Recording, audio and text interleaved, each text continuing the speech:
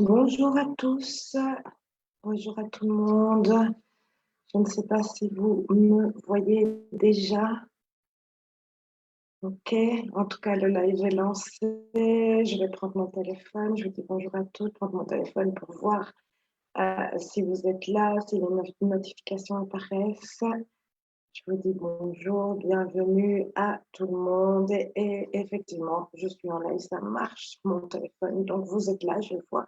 Faites-moi des petits messages ou des petits likes pour que je sache si vous êtes avec moi. Alors, je vois Wendy. Bonjour Wendy, j'espère que tu vas bien. Merci à tout le monde d'être là. Ben, il est 12h30, heure fixée pour nos petits lives du vendredi. Je vais encore attendre peut-être quelques petites secondes afin de vous laisser nous rejoindre tranquillement. J'espère que tout va bien pour vous, que vous êtes contents de cette nouvelle qui nous permet de se réunir en famille ce dimanche pour la fête des mamans. Hein, c'est une belle chose. Bon, il y a des choix à faire encore, des consignes à respecter, mais c'est un premier pas vers le déconfinement social et ça, c'est une bonne chose. Ça me paraît être quelque chose d'important. Alors, de temps en temps, je baisse les yeux, bien sûr, parce que j'ai mon téléphone sur les genoux et que je regarde si vous êtes là, s'il y a des petits messages, s'il y a des likes, si vous avez quelque chose à dire. Donc, comme d'habitude, aujourd'hui, on va parler des modes alimentaires. On va faire un petit peu le point sur les modes alimentaires. On va voir pourquoi ça bloque au niveau des régimes, pourquoi on a du mal à perdre du poids, qu'est-ce qui se passe, qu'est-ce que ça peut être, pourquoi ça marche pour les uns, pourquoi ça ne marche pas pour les autres. Et on va faire un petit peu le point sur tout cela. Donc, je vous laisse encore quelques secondes avant de commencer et de partager mon écran. De toute façon, vous savez bien que vous pouvez retrouver le replay de la vidéo sur ma page Facebook La Naturo Santé, soit dans le fil d'actualité, soit dans l'onglet vidéo et également sur ma chaîne YouTube État et Nature Santé, où vous pouvez également vous abonner. C'est très nouveau ça pour moi, mais n'hésitez pas, abonnez-vous, ça me fera plaisir de voir cette chaîne grandir. Donc voilà, il est 12h32, on refait le point sur l'heure et on va démarrer parce que certains d'entre vous sont là, sont à l'heure, donc je ne vais pas les faire attendre trop longtemps. Et je vais pour ça partager mon écran comme on fait habituellement. Et vous montrer mon PowerPoint. Voilà, j'espère que vous le voyez. Je laisse encore quelques secondes puisqu'il y a une synchronisation qui se fait entre ce que je vous dis et ce que vous recevez sur Facebook. Donc, je laisse une seconde ou deux et nous allons démarrer. Alors, ton rééquilibrage alimentaire, on en parle, toi et ton rééquilibrage alimentaire. Donc, c'est un petit live qui s'adresse plus particulièrement aujourd'hui aux femmes, puisque nous sommes toutes concernées, j'ai envie de dire, par toutes ces façons de manger, la volonté de vouloir contrôler et perdre du poids à tout prix. Ben, c'est bien féminin. Donc, j'ai vraiment axé aujourd'hui mon discours sur les femmes. Alors, qu'est-ce qui cloche dans ces rééquilibrages alimentaires? Vous ne perdez pas de poids, vous vous demandez pourquoi, vous avez tout essayé, tous les régimes possibles, les régimes pommes, les régimes manger 7 œufs par jour, les régimes tout en produits light, enfin toute cette notion de restriction, de régime, et puis ça ne marche pas. Et vous voyez que ça marche par contre pour d'autres personnes, que ça soit votre voisine, votre meilleure amie, votre soeur, votre cousine, ça marche, mais pas pour vous. Mais pourquoi ça ne marche pas pour vous?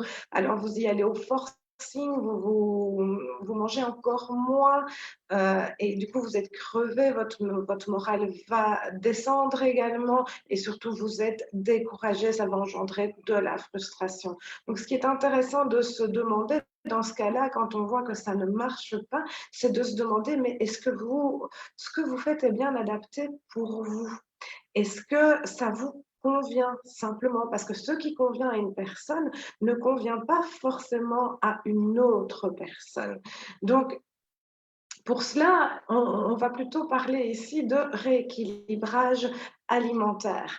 Est-ce que je vous ai toujours, est-ce que si vous avez des questions, hein, vous savez bien, c'est comme d'habitude, vous envoyez un petit message, je m'arrête, je réponds aux questions. Hein, donc, vous pouvez euh, participer et interagir dans le chat.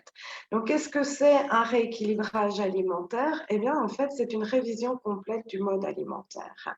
Donc, c'est-à-dire que ce sont de nouvelles habitudes qu'on va mettre en place, qui vont être personnalisées et qu'on va mettre en place sur le long terme. Donc, des habitudes de vie alimentaire que vous allez garder, en fait, pour toujours, mais qui va évoluer avec vous, en fonction de vous, de votre physiologie, de votre âge, de votre constitution. Il y a tout un tas de paramètres comme ça qui rentrent en jeu.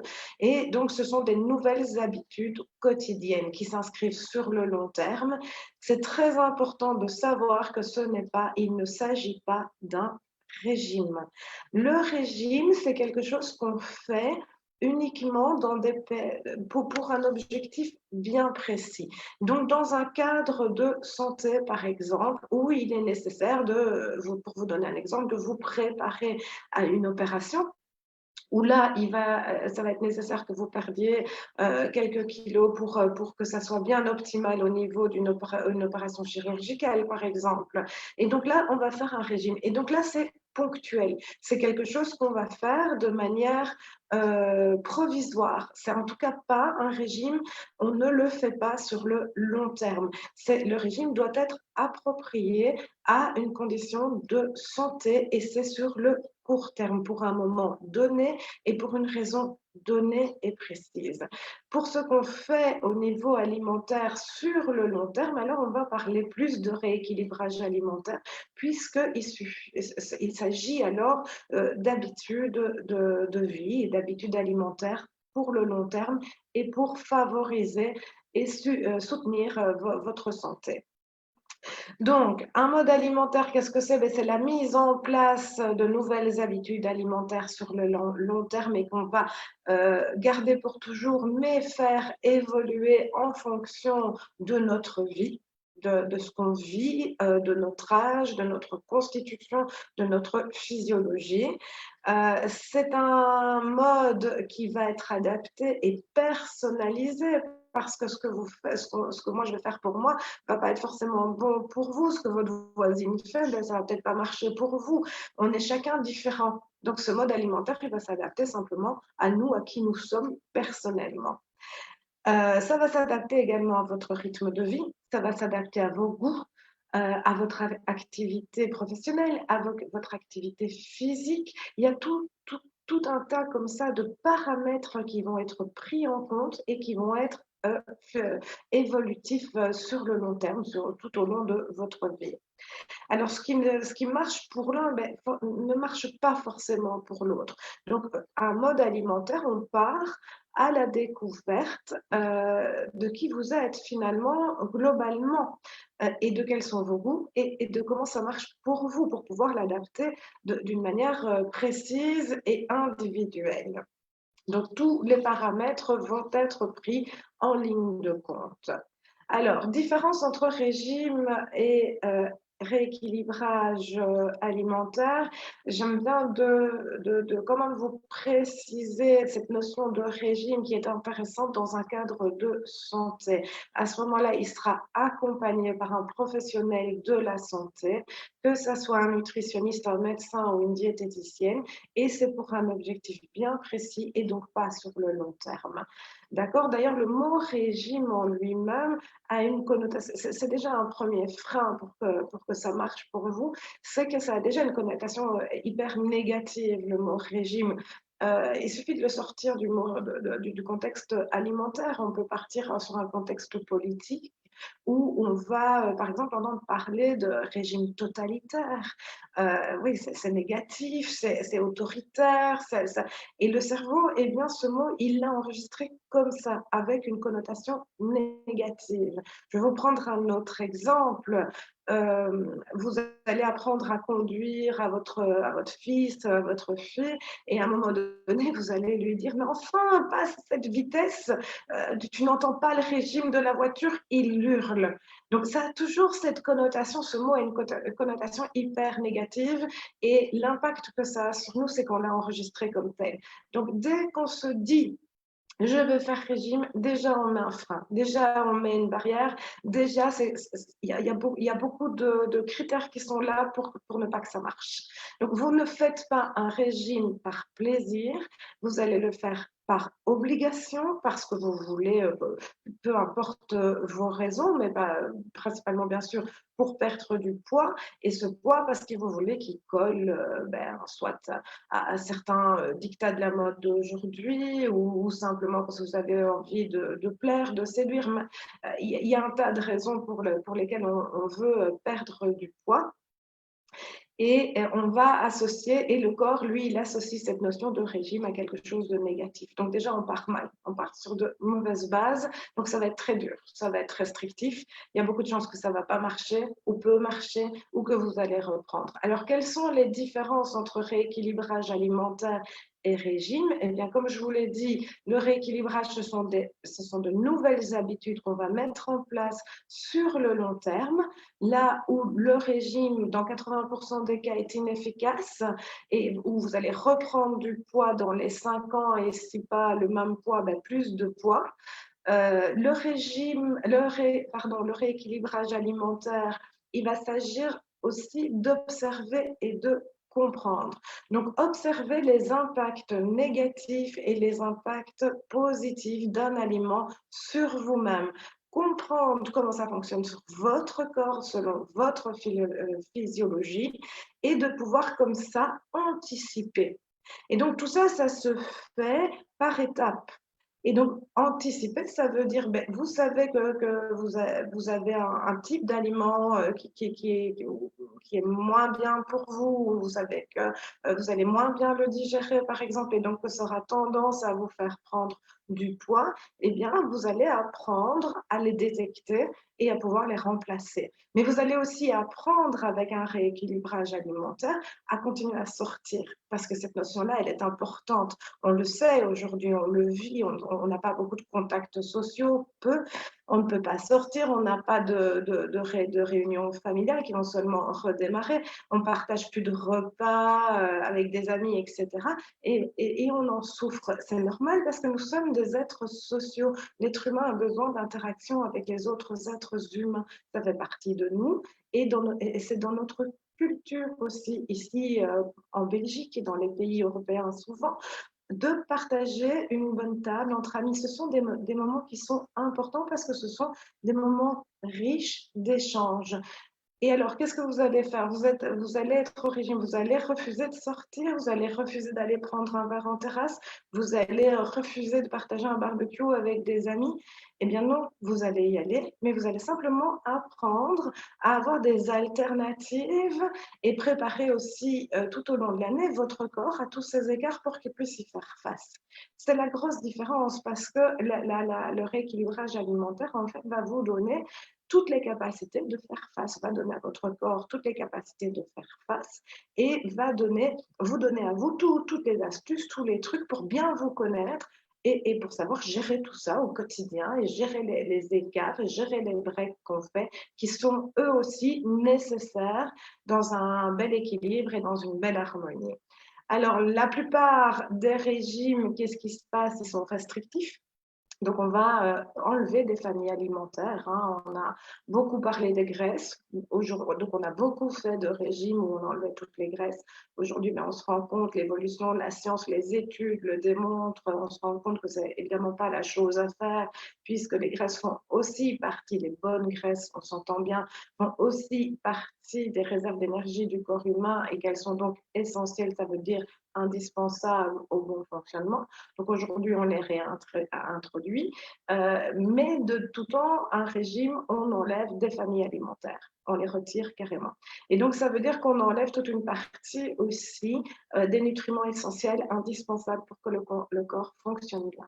Donc sur le long terme, ça ne peut pas marcher. Ça va induire un déséquilibre, ça peut induire des carences. Et donc, votre corps, quand il n'est pas en équilibre et quand il lui manque quelque chose, qu'il lui manque des nutriments essentiels, il va tout faire pour revenir à l'équilibre. Et peu importe de la manière dont il va vous le signaler, il va vous le signaler, il va se battre pour ça. Donc, ce qui veut dire que là, si vous faites un régime où vous mangez 7 pommes par jour, par exemple, et rien que ça pendant 7 jours, forcément, vous allez mettre votre corps en alerte, vous allez le traumatiser, il va se mettre en alerte en disant là, ça ne marche pas, là, il se passe quelque chose, on ne me donne pas les apports dont j'ai besoin pour fonctionner de manière normale. Je ne sais pas réapprovisionner mes sources énergétiques indispensables. Donc, qu'est-ce que je vais faire? Je vais tout bloquer. Votre perte de poids de 3 ou 5 kilos, il s'en fout à ce moment-là. Ce n'est pas son problème. Lui, ce qu'il veut, c'est fonctionner. Et donc, il va bloquer la perte de poids et il va aller chercher dans d'autres réserves pour revenir à l'équilibre. Donc, ça n'a pas d'intérêt. Ça n'a pas d'intérêt parce que vous allez vous retrouver à un moment donné carencé. Sur le long terme, ça peut vraiment être problématique. De plus, quand on arrête un régime, qu'est-ce qui se passe? On reprend nos habitudes alimentaires d'avant. Peu importe si elles étaient bonnes ou moins bonnes, ou s'il y avait beaucoup de malbouffe, s'il n'y en avait pas, on va reprendre ce qu'on faisait avant, très naturellement. Et donc, forcément, on va reprendre du poids. Et ça va induire cet effet yo-yo qui est très mauvais pour le corps, puisque je perds, je reprends souvent, je reprends plus.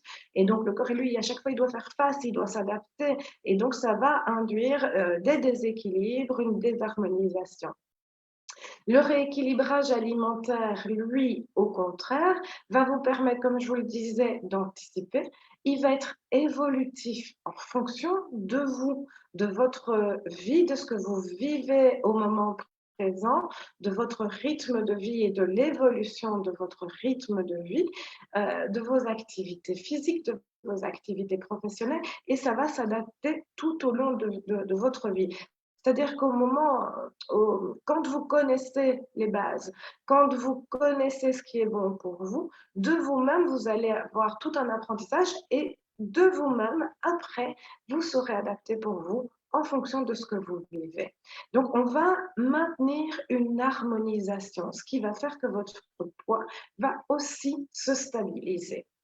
Ça va favoriser votre santé puisqu'il n'y a pas de carence. Là, du coup, vous avez toutes les familles alimentaires, vous avez toutes les sources nutritionnelles indispensables pour que le corps fonctionne bien. Donc, pas de perte énergétique, un retour à la vitalité, beaucoup moins de fatigue. Vous savez, pour celles qui ont déjà fait des régimes restrictifs, vous savez dans quel état de fatigue on peut se retrouver. Le moral à zéro, ça n'arrive pas à ça avec un rééquilibrage alimentaire.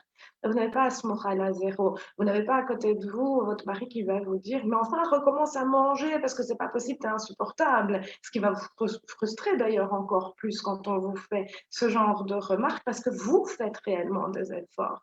Tandis qu'avec le rééquilibrage alimentaire, vous êtes en harmonie, tout se passe en douceur. Donc, vous ne perdez pas le moral, vous gardez l'énergie, vous revenez à la vitalité, ce qui vous permet de faire face aussi aux agressions extérieures et de continuer à favoriser votre système immunitaire.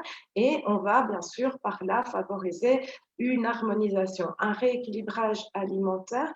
Il y a pas de, j'ai envie de vous dire, il y a pas il y a des règles de base, c'est évident, mais il n'y a pas de règles toutes faites pour tout le monde. Ça s'adapte à vous personnellement. C'est individuel, un rééquilibrage alimentaire. Il y a des grandes règles de base, vous pouvez aller en trouver partout sur Internet, dans les livres, etc. Vous aurez toutes ces grandes règles de base et les livres vont vous donner des informations qui sont globales, qui vont s'adresser à tout le monde, mais pas à vous personnellement. Donc, un rééquilibrage alimentaire, ça se fait en fonction de soi, essentiellement, et de qui on est, de comment on vit. Alors, une petite notion qui est importante, et ça, vous pourrez le trouver sur le site de l'Organisation mondiale de la santé, donc de l'OMS. 80 ce sont des études réelles, hein, les chiffres existent.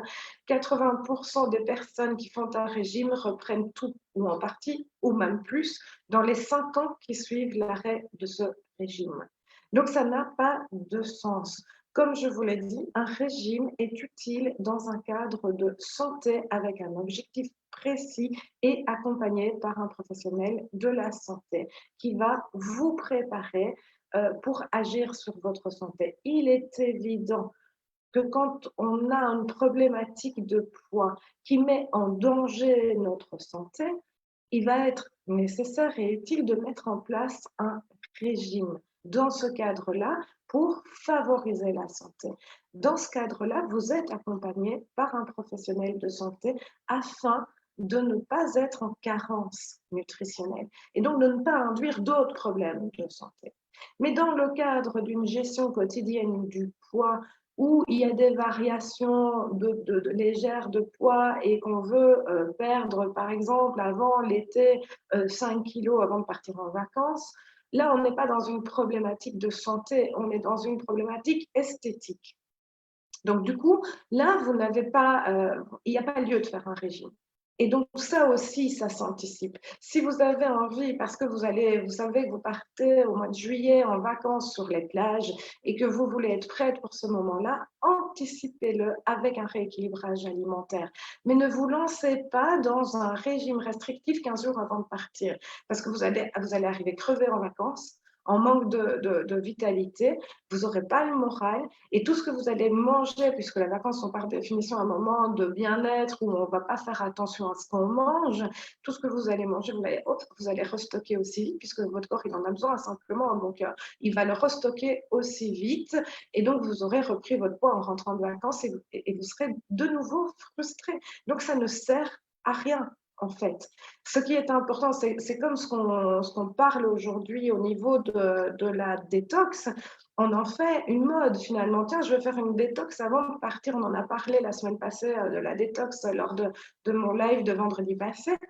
On se dit, on va faire une détox avant de partir en vacances, comme ça je vais perdre 3 kilos. Mais non, ce n'est pas la bonne raison, en fait. Une détox, ce n'est pas à la base, la raison principale d'une détox, ce n'est pas de c'est pas de perdre du poids, c'est de détoxiner pour favoriser les défenses immunitaires, c'est favoriser les défenses naturelles, détoxiner, nettoyer le corps. Alors, bien sûr que ça induit une perte de poids, mais aussi vite vous sortez de détox, vous allez remanger à nouveau comme vous le faisiez auparavant, mais aussi vite vos 2-3 kilos sont repris. Donc ça ne sert à rien, on est toujours dans l'effet yo-yo. Ça veut dire qu'une détox, pour qu'elle soit efficace, il y a un avant et il y a un après. Il y a une sortie de détox. Une sortie de détox qui va repasser par le rééquilibrage alimentaire. C'est, je pense, aujourd'hui très important de faire la différence entre toutes ces notions-là. Alors, ça ne s'arrête évidemment pas là. Il y a énormément de critères qui vont rentrer en ligne de compte dans un rééquilibrage alimentaire. Bien sûr, il y a tout l'aspect nutritionnel, mais il y a aussi l'aspect morphologique. Alors, il y a autant de constitutions que de femmes, sachez-le. Il y a des femmes qui sont grandes, qui sont très minces, qui sont très étroites. Il y a des femmes qui vont être plus larges, plus petites, plus rondes. Enfin, je pourrais vous en citer évidemment des milliers et vous le savez vous-même. Il suffit de regarder autour de nous pour savoir que nous sommes toutes différentes. Et c'est bien, c'est une bonne chose d'être différente. Il n'y a pas de standard, il n'y a pas d'uniformité en matière de corps humain. Ça n'existe pas, c'est quelque chose qui est impossible et qu'on ne peut pas atteindre. Donc, je pense qu'il est essentiel de revenir à cette notion-là, de l'acceptation de sa morphologie, simplement. Il est évident que si vous êtes grande et que vous êtes large de carrure, effectivement, vous ne pouvez pas raboter vos os, vous ne pouvez pas vous rapetisser, ce n'est pas possible. On est d'accord là-dessus, ce n'est pas possible. Donc, ça ne sert à rien de vouloir absolument coller au dictat de la mode parce que ça n'engendre que des frustrations. Et ça aussi, à ce moment-là, votre cerveau va l'enregistrer de cette manière-là, ce qui va créer des freins, des blocages. Et donc, vous n'arriverez pas à perdre de poids. C'est la même chose. Donc, il y a tout un travail aussi. Il faut tenir compte dans un rééquilibrage alimentaire. Il est important de tenir compte de la morphologie et d'accompagner et de reprendre confiance en soi et accepter qui on est et comment on est fait. Parce que ça, on ne peut pas le changer. C'est fondamental, c'est notre intégrité. On ne sait pas les changer. On est fait comme on est fait. On peut améliorer certaines choses, on peut agir en fonction de notre santé, on peut faire des choix qui sont bons pour nous. Mais par contre, il y a des choses on peut pas se refaire en fait. Hein. On peut pas se refaire. On peut pas prendre un mannequin sortant des magazines de mode et se dire bon, moi je veux être ça et donc je me refais pour être ça. C'est pas possible, ça n'existe pas. Et tant mieux d'ailleurs parce que sinon on serait toute une belle armée de petites nanas toutes pareilles et ça n'aurait aucun intérêt. Ça n'aurait aucun intérêt. Surtout que les modes changent, tout évolue. Alors, ce n'est pas non plus ce qu'il va falloir aussi tenir compte, c'est de votre âge, surtout chez la femme.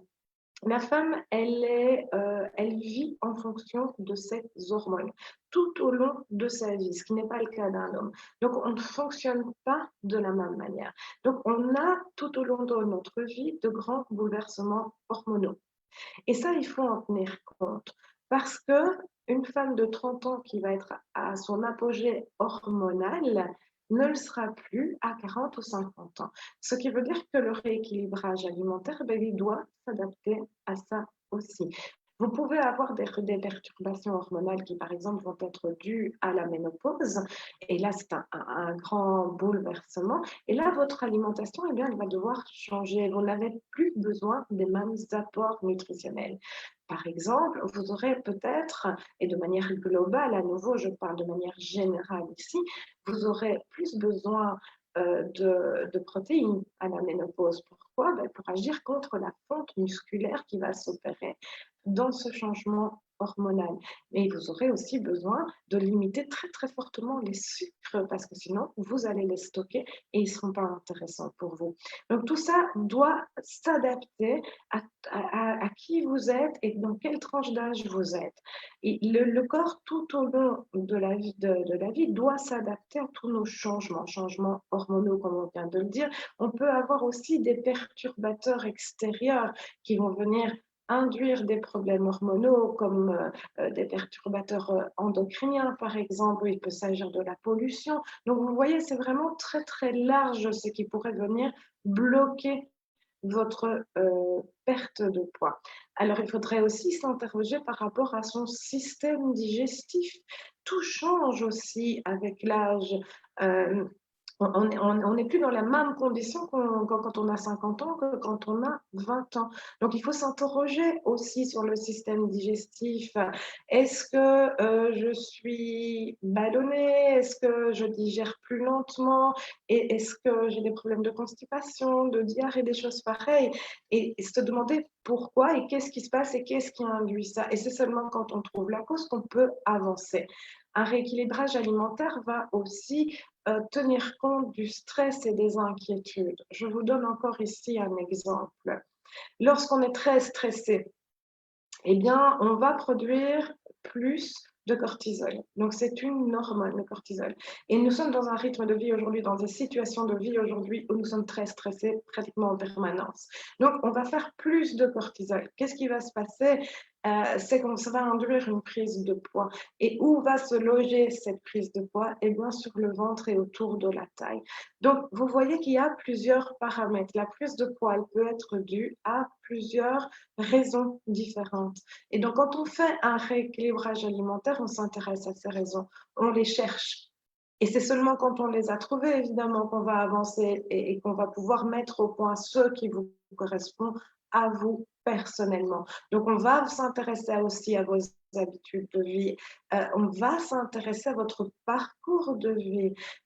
Si vous avez vécu des traumatismes, beaucoup d'entre nous ont vécu des traumatismes à des degrés différents, mais qui sont quand même vécus par le corps d'une certaine manière et qui sont ancrés dans le corps. Par exemple, une question qu'on pourrait se poser, c'est de se demander, mais pourquoi est-ce que j'ai des rondeurs? À quoi elles me servent ces rondeurs? Quand on est dans des périodes de blocage, il est important d'essayer de conscientiser, d'amener des réponses pour justement pouvoir lâcher prise après et travailler sur la cause et donc lever les blocages. Si les rondeurs ne veulent pas partir, c'est bon et que vous avez tout essayé, c'est peut-être bon aussi de s'intéresser à l'aspect émotionnel des choses et à se dire, ben, tiens, à quoi elles me servent finalement ces rondeurs?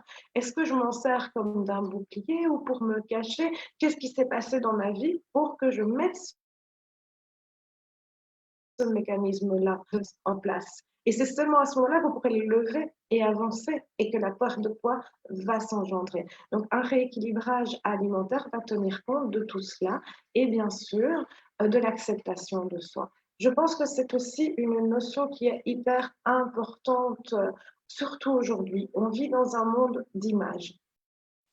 Il suffit de regarder, même encore maintenant, hein, pendant la crise du corona qu'on vit pour le moment, vous pouvez quand même regarder les publicités. Toutes les publicités sont axées sur la jeunesse, sur des corps de rêve en fait.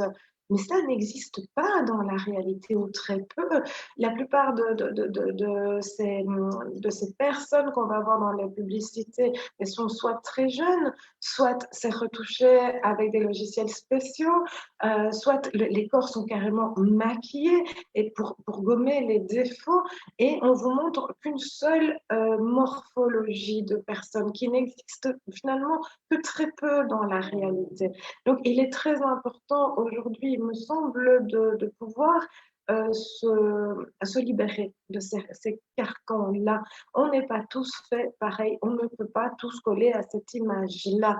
Alors bien sûr, on veut y coller pour différentes raisons, parce qu'il y a la mode, parce qu'il y a les vêtements qui vont suivre à ce moment-là, et qu'on trouvera bien plus de taille 34 que de taille 42 dans les magasins, et que les coupes sont faites pour des personnes qui sont longilignes et bah, qui ont des rondeurs, etc., etc. Aujourd'hui, la norme, c'est d'être grande, mince, d'avoir une taille 34 et d'avoir un 85C. Dites-moi, dites-moi réellement si vous connaissez beaucoup de gens comme ça, si vous connaissez beaucoup de femmes comme ça.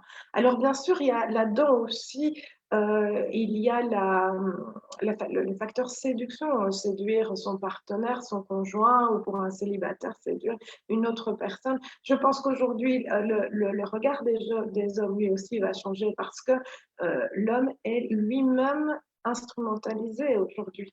Il est lui-même objectifié aujourd'hui. Donc aujourd'hui, on va voir des publicités ou des lancements de films avec des hommes avec la quarantaine bien tapée qui vont sortir de l'eau avec des tablettes de chocolat comme s'ils avaient 20 ans. Ça n'a pas de sens, tout ça. Tout ça n'a pas de sens. Ce n'est qu'une question d'image. Et donc, c'est important de revenir à des notions qui sont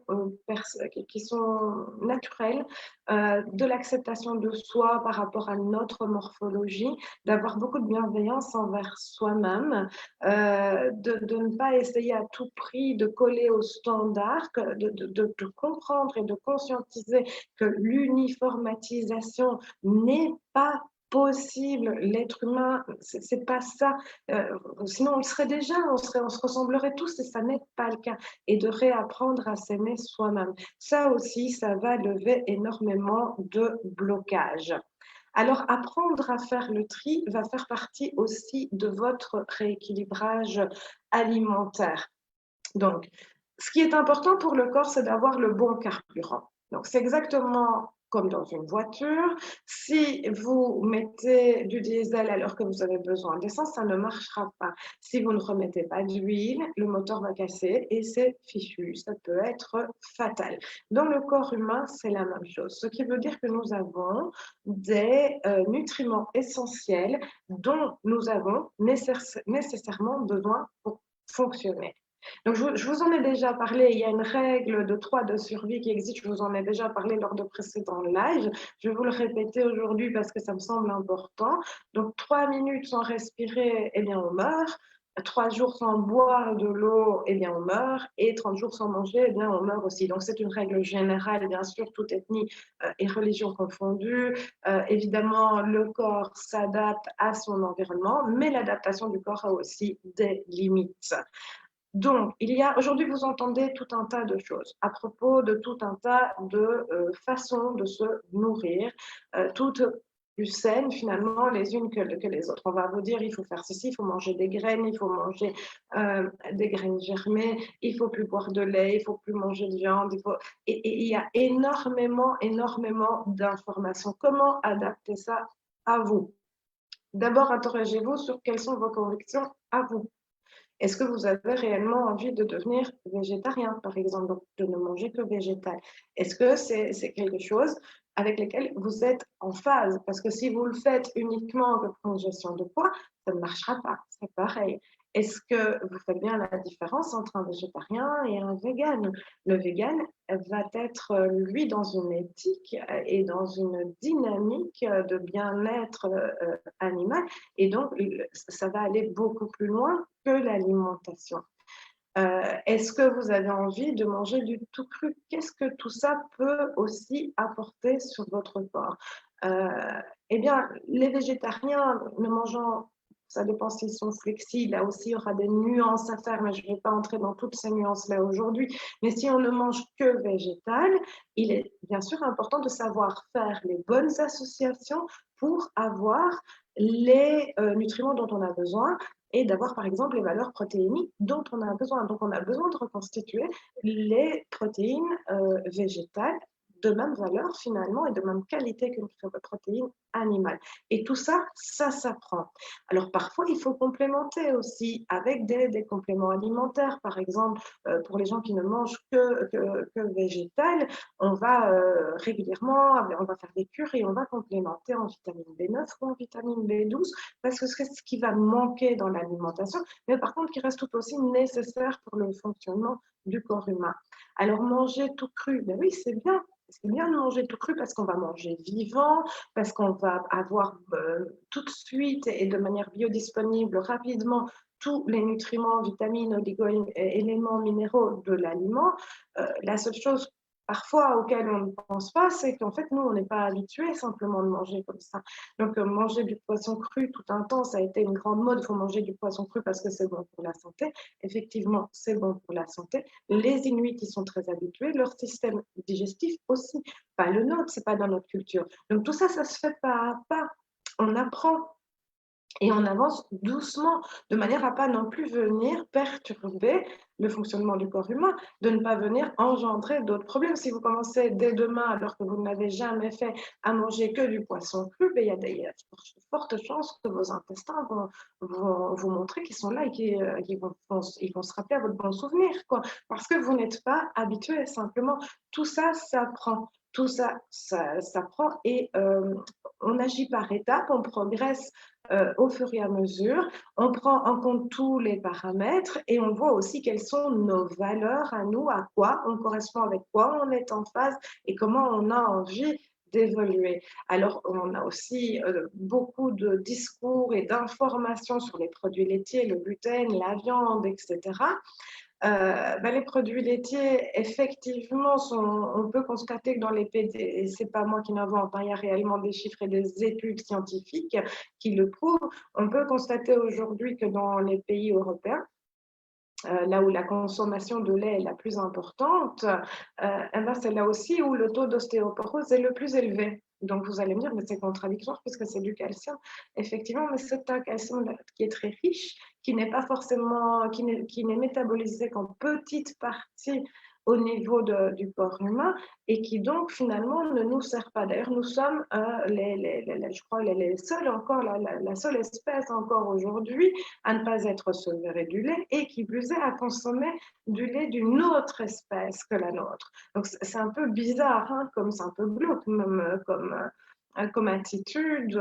Donc, les produits laitiers, oui, sont à limiter parce qu'ils ne sont pas si bons que ça pour nous, et que les études le démontrent aujourd'hui, parce que c'est gras, difficile à digérer, et que donc ça va venir favoriser des inflammations, des terrains plus acides, des allergies, jusqu'à des problèmes de voie respiratoire. Donc, il est bon de limiter les produits laitiers également. Le gluten, on en parle aussi aujourd'hui beaucoup et on ne sait pas trop quoi faire au niveau du gluten. Le gluten, c'est une protéine qui se trouve dans le blé généralement. Et donc, on va retrouver dans un tas de choses. Est-ce qu'il est nécessaire de complètement éliminer le gluten? Moi, je pense qu'il faut apprendre à le consommer. Le problème aujourd'hui, c'est qu'on mange beaucoup industriel. Donc, on mange l'offre des supermarchés, donc 80% de plats préparés, transformés, raffinés. Et c'est là qu'est la problématique de la façon de se nourrir aujourd'hui. Et dans tous ces plats, il y a énormément de gluten parce que le gluten est une colle, que ça permet de faire bien gonfler les pains, par exemple, et de leur donner un aspect bien doré et visuellement, en tout cas, qui va être très appétissant. Puis cette colle, on va aussi la retrouver dans tous les plats préparés pour avoir des sauces onctueuses, par exemple, dans certaines boîtes de conserve, dans des sauces préparées également, vous allez en avoir. Et c'est là qu'est le problème, en fait, parce que du coup, on va en manger tout le temps et trop et sans le savoir. Et donc là, qu'est-ce qui va se passer? Ben, votre système digestif, il ne peut plus faire face, l'intestin ne peut plus faire face. C'est beaucoup trop. Surtout que cette colle reste accrochée, si vous voulez, pour essayer de faire simple, aux parois intestinales, aux fibres intestinales, et que le corps humain a difficile à les évacuer. Donc ça aussi, ça peut être un blocage parce que ça va faire gonfler et ça va empêcher la perte de poids. De toute façon, dans un rééquilibrage alimentaire, l'une des premières grandes règles est d'éviter tous les produits industriels, donc 80% de l'offre au supermarché d'aujourd'hui, parce que les produits industriels sont transformés, raffinés, et vous n'avez plus les valeurs nutritionnelles dont votre corps a besoin pour fonctionner. Manger est avant tout un acte de vie. C'est un acte de maintien en vie. Donc, si vous mangez mal, vous allez dysfonctionner à un moment donné. En dehors du poids, il va y avoir tout un tas de conséquences en cascade sur votre santé jusqu'à être des problèmes qui peuvent être parfois assez graves. Alors, au niveau des viandes, mais oui, quel est l'intérêt de manger de la viande rouge tous les jours? Ça n'a pas d'intérêt, c'est beaucoup trop gras, beaucoup trop de protéines. De plus, les viandes sont traitées, il y a des médicaments. Alors oui, aujourd'hui, on peut plus traiter les bêtes avec des antibiotiques, mais bon, on a bien trouvé d'autres médicaments pour les pousser et accélérer leur croissance, parce que c'est là qu'est le but de l'industriel, c'est d'accélérer la croissance des bêtes. C'est horrible aussi pour l'animal, ça. Accélérer la croissance des bêtes pour pouvoir plus vite, plus vite, plus vite, mettre tout ça, toute la viande en vente pour nous. Et c'est beaucoup trop.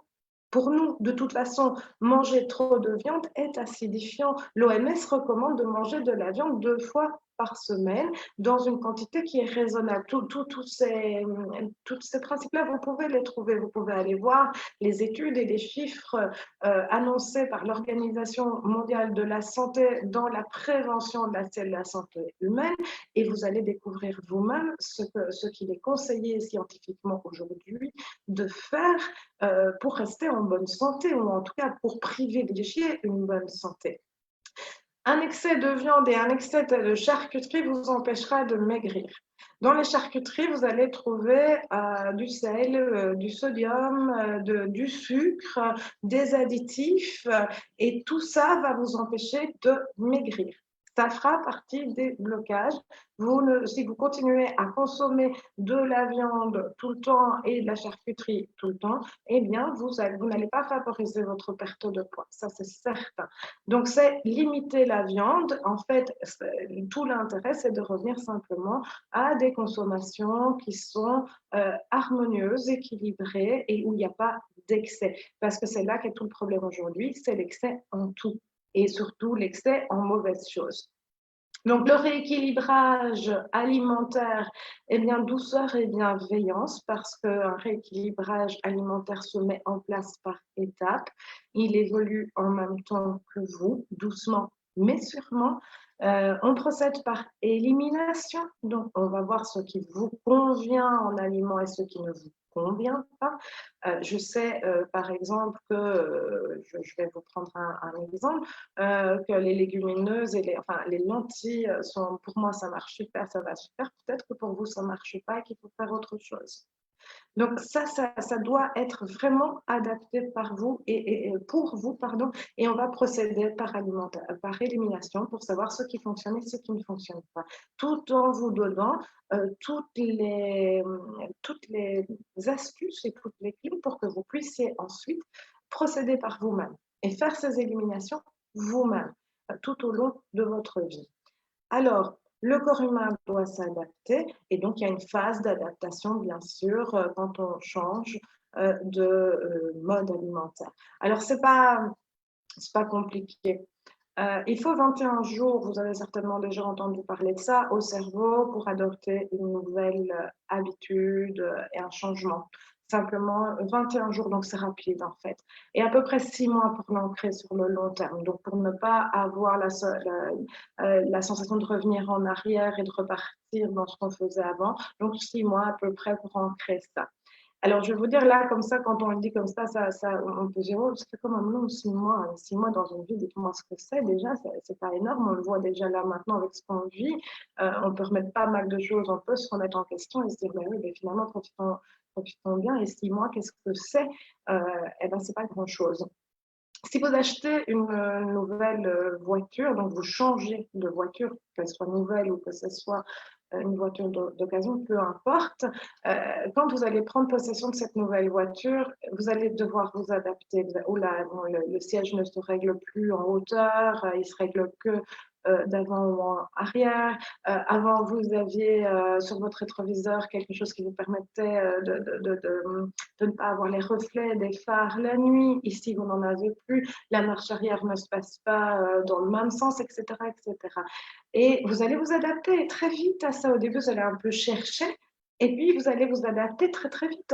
En quelques jours, quelques semaines, vous avez pris cette nouvelle voiture en main et tout va bien. Et l'autre n'est plus qu'un lointain souvenir. Et ça se passe très bien, mais dans l'alimentation, c'est la même chose. À part que quand vous changez de voiture, vous avez une satisfaction directe, une motivation directe, et que vous associez à une satisfaction, à un bien-être, parce que vous avez acheté volontairement une autre voiture et vous en aviez envie. Donc, du coup, vous vous sentez beaucoup moins cet effet d'adaptation que pour l'alimentation, parce que l'alimentation, encore une fois, vous allez l'associer, votre cerveau va l'associer à un régime et le régime va être associé à une restriction. Donc, c'est pas cool, c'est pas marrant, c'est pas gai. Tandis qu'un rééquilibrage alimentaire, c'est très différent. Il ne s'agit pas d'un régime. Il s'agit de manger sainement pour soi, d'apprendre à manger ce qui est bon pour soi et ce qui est bon pour son poids et la gestion de son poids par la même occasion. Donc, c'est un acte de vie et de bien-être et c'est revenir à des choses qui parfois sont beaucoup plus, qu'on avait oubliées en fait et qui sont naturelles et qui vont revenir naturellement. Donc, ça va s'ancrer.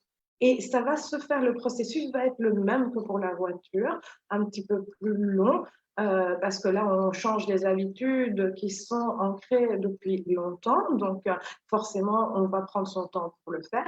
On va s'adapter aussi à votre rythme de vie.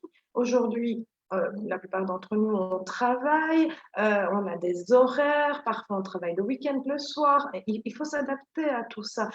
Il y a des soignants qui travaillent la nuit, il y a des gens dans les usines qui travaillent la nuit, mais là aussi, on peut adapter le rééquilibrage alimentaire parce que forcément, quand on travaille la nuit, on a un dérèglement biologique quelque part. Et donc, qu'est-ce qui se passe? On sait pas trop comment manger dans ces moments-là. Et donc, on induit aussi une prise de poids. Alors qu'il y a des moyens pour gérer ça en mangeant bien et ne pas prendre de poids. On va tenir compte de la morphologie, on va tenir compte de l'âge, ça c'est ce que je vous ai dit précédemment, mais on va aussi tenir compte de votre capital santé. Où est-ce que vous en êtes au niveau de votre santé? Comment ça se passe pour vous? Un rééquilibrage alimentaire doit être complètement individualisé. Il n'est fait que pour vous et pas pour quelqu'un d'autre. Et comment on le fait? Eh bien, on va se baser sur un bilan bionutritionnel ou un bilan nutritionnel pour savoir exactement où vous en êtes et pour pouvoir mettre en place et commencer à mettre en place une marche à suivre, simplement, qui va évoluer par étapes et qui va s'adapter à vous et qui va travailler, donc, comme on l'a dit, par élimination. Alors, il est important de savoir que les nutriments, quand on parle de nutriments essentiels, on parle de nutriments qui sont indispensables. Ce n'est pas un mot juste comme ça pour faire joli. Non, c'est un mot qui prend tout son sens parce qu'il s'agit de nutriments qui sont indispensables à votre santé.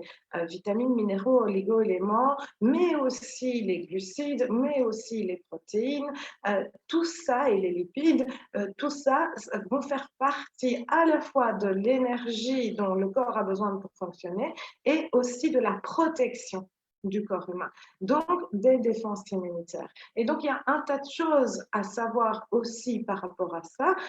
Quels sont les bons sucres? Quels sont les sucres que je peux consommer? Quels sont ceux que je ne consommerai pas? Est-ce qu'à moi, ça me convient ou pas?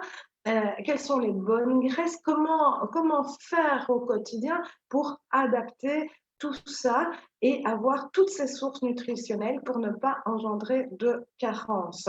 N'oubliez pas que si vous avez des carences, le corps va bloquer. Il va bloquer parce que sa priorité, ça va être de combler ces carences. Donc, il va chercher les solutions pour combler ces carences. Donc, la perte de poids va être stoppée. Ce ne sera pas sa priorité. Donc, il est très important de revenir à cet équilibre et à cette harmonie-là. Et c'est comme ça aussi que vous allez perdre du poids. Donc, faites votre choix parce que vouloir coller au dictat de la mode, on en est toutes là, mesdames, si vous m'écoutez aujourd'hui, je pense que effectivement nous sommes toutes et à tout âge dictées par cette mode, ces médias et malheureusement, ça nous rend malheureuses parce qu'on ne sera jamais comme ce qu'on nous montre à la télé, dans les magazines de mode, etc. Donc, vouloir coller au dictat de la mode, c'est être malheureuse, c'est certain, parce qu'on n'y arrivera pas, c'est tout simplement impossible. Le non-respect de soi, c'est être malheureuse. Parce que si on ne s'accepte pas, si on n'accepte pas notre morphologie, si on n'accepte pas qui on est, forcément, ça va engendrer des frustrations et on va toujours vouloir aller à contre-courant, toujours vouloir aller à contre-nature. Et donc, ça ne peut pas marcher, ce n'est pas possible. Si on va contre le respect de notre santé, c'est pareil, ça va induire des troubles physiques et ça va nous rendre malheureuses aussi, forcément. Donc, il est vraiment important de se respecter et de mettre en avant notre santé. Quand notre santé fonctionne bien, quand on a de la vitalité, ben forcément qu'on va perdre du poids, forcément qu'on va beaucoup mieux gérer notre poids et qu'on va en plus pouvoir le stabiliser sur le long terme. Il y a aussi tout cet aspect émotionnel, tous ces blocages qui sont nés soit de l'éducation où on nous a appris un tas de choses, les aliments réconfort, écoute, si tu fais bien ceci ou cela, tu auras un biscuit, un chocolat, un bonbon, machin. C'est cette notion de récompense que le cerveau à programmer, à intégrer comme ça, et là, elle est à travailler aussi, puisque aujourd'hui, effectivement, on sait que ce n'est pas une bonne chose et qu'en tant qu'adulte, arrivé à l'âge adulte, qu'est-ce qu'on va faire? C'est qu'on va reproduire ce comportement-là. Donc, on va se dire, quand on aura besoin de réconfort ou qu'on estimera qu'on a envie ou qu'on mérite une récompense, eh ben, on va tout de suite prendre dans l'alimentation, dans les sucres très souvent, mais pas que, Et donc, ce sont des comportements alimentaires qui se sont ancrés au fur et à mesure du temps. Et tout ça, eh bien, c'est à quelque part déconstruire, détricoter pour pouvoir le reprogrammer de manière positive et harmonieuse pour vous et selon vous. Alors, faire une taille 34, une taille 38, eh bien, ça peut être aussi une taille 42, c'est bien aussi. Tout dépend, mesdames, toujours de votre morphologie. Il ne s'agit pas de prendre une règle toute faite en se disant je dois faire 10 kilos de moins que ma taille. Ça ne marche pas. Tout le monde n'est pas fait de la même façon. C'est pas bon pour tout le monde d'avoir 10 kilos en dessous de sa taille. Tout doit s'adapter à vous et à votre morphologie pour être en harmonie. Se choisir, c'est choisir d'être heureuse. Il est quand même plus intéressant que ça soit en société, et je pense qu'on est comme ça nous-mêmes, nous les femmes, d'être en compagnie d'une personne agréable, heureuse, pleine de positivité et de bonheur, plutôt d'être à côté d'une personne qui certes a un physique, a une plastique comme ça qui correspond bien à la norme d'aujourd'hui, mais qui en fait est tellement tout le temps dans la restriction qu'elle n'est pas bien dans sa peau, qu'elle n'est pas heureuse, et donc on passera de moins bons moments. Eh bien, c'est pareil pour vous. Les gens qui vous entourent vont préférer vous voir heureuse que de vous voir triste et malheureuse par rapport à des complexes, par rapport à des dictats de la mode, etc. Donc, faites ce choix-là de vous choisir vous, de faire un travail d'acceptation sur vous parce que c'est important et recommencer à sourire, à être heureuse, à avoir du bonheur. N'ayez pas peur de quand vous sortez, bien, vous avez le droit de manger, hein, qu'on soit ronde ou qu'on ne le soit pas. Quand on sort, tout le monde a le droit et tout le monde a le droit de manger. C'est pas parce que vous avez quelques kilos en trop que quand vous allez au resto, vous devez prendre 3 feuilles de salade et une carotte. C'est pas intéressant. Le rééquilibrage alimentaire va vous apprendre tout ça parce que dans le rééquilibrage alimentaire, il y a beaucoup de bienveillance aussi parce qu'on vous apprend à comment faire au lendemain d'un excès, à comment faire pour préparer, pour anticiper un apéro, un resto, etc. Et on vous apprend aussi cette notion qui me semble essentielle dans un mode alimentaire, c'est la notion de break, parce qu'on ne peut pas toujours être dans le contrôle dans n'importe quel aspect de notre vie. Nous ne pouvons pas toujours être dans le contrôle. Donc, il y a cet aspect de break qui va apporter aussi tous ces messages positifs à votre corps et donc qui vont permettre et engendrer une très bonne gestion du poids sur le long terme. Alors, eh bien sûr, ce qui est toujours assez fâcheux, eh bien, c'est le sucre. Le sucre donc va induire des pics glycémiques qui sont très importants. Et donc là, on va beaucoup stocker. Donc ça, c'est une chose, il me semble, essentielle et la détox au sucre, elle va agir sur tout de manière globale, sur la peau, sur la beauté, sur votre ligne, votre vitalité, votre énergie. Donc pour ça, moi, j'ai préparé un plan, un programme de 28 jours de détox au sucre. Ça se passe sur Zoom. Il y a 4 ateliers sur ces 28 jours. Donc 4 ateliers, 4 phases. Et pareil, toujours dans le même esprit. On y va pas à pas, progressivement, step by step. On étudie d'abord votre profil exactement, aussi comme dans le rééquilibrage alimentaire où on va faire un bilan bio-nutritionnel. Ici, on va faire un bilan de votre profil de consommateur au sucre, de manière à ce que ça soit adapté à vous, parce que sinon, pareil, ça ne marchera pas. On fera des checklists, vous aurez des alternatives, des documents personnels, des listes de courses, des alternatives aux apéros. Vous saurez aussi exactement où se trouve le sucre, parce qu'il y en a absolument partout, même là où vous n'imaginez pas. Et ce programme est offert à 97 € pour le moment, prix live. Donc, à chaque fois que je donne un live, ça sera le prix annoncé. Et c'est une offre valable 24 heures après le live et vous recevrez en cadeau mon guide de la détox positive pour lui et pour elle. Vous allez apprendre toute la méthode de détox comment bien faire une détox, à quoi ça sert, comment garder les effets de la détox, les effets positifs pour le long terme, tous les compléments qui peuvent vous aider, les aliments détox, les boissons détox, qui peuvent s'adapter et pour vous et pour monsieur. Et c'est un guide en 22 pages illustrées que habituellement je vends et que j'offre à l'achat de ce programme de détox au sucre de 28 jours. Et donc, cette offre est valable 24 heures. Vous pouvez prendre contact directement avec moi ici par Facebook ou par Messenger ou alors par téléphone. Et si vous désirez aller plus loin encore, faire le point sur votre bilan bio-nutritionnel, vous pouvez me joindre. Je suis très heureuse de vous dire que je vais pouvoir reprendre mes consultations à la maison médicale éco-sinoise à partir du 28 mai. Donc, je consulterai donc le jeudi.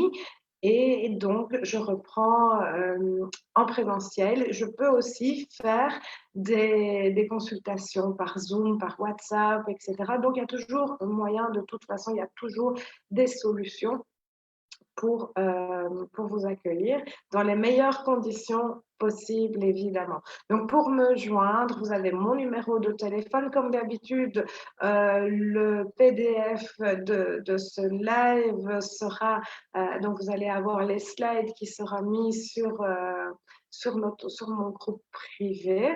Donc, n'hésitez pas à vous inscrire, à faire une demande pour entrer sur le groupe privé qui est Positive Interaction by Nature Santé.